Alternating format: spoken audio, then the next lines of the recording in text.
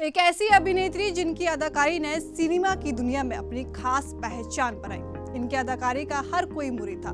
लोग कहते थे कि जब वे पर्दे पर आती थी तो एक्टिंग नेचुरल लगती थी। उनकी मुस्कान और सादगी हर किसी के दिल में घर कर जाती थी। लेकिन वहीं शुरुआती दौर में इन्हें बदसूरत होने के ताने भी मिले। लोग इन्हें सांवले रंग पर तंज कसते थे, जिस कारण वे खुद को खूबसूरत नहीं मानती थी।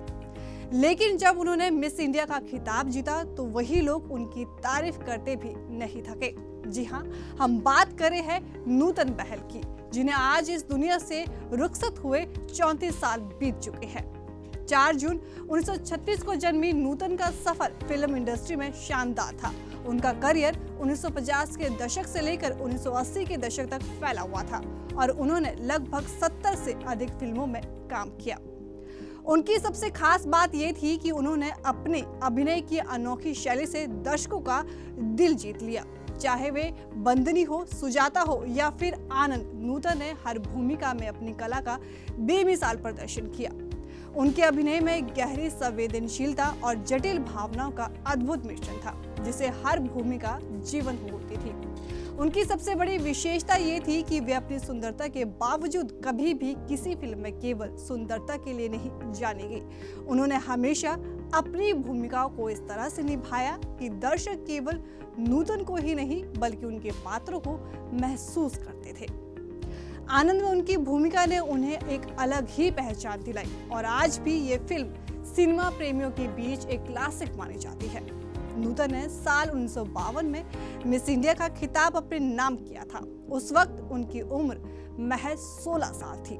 ये टाइटल जीतने वाली वो पहली इंडियन एक्ट्रेस थी। नूतन का फिल्मी करियर केवल उनके अभिनय तक सीमित नहीं था, बल्कि उन्होंने खुद को एक समर्पित कलाकार और एक मजबूत महिला के रूप में स्थापित किया।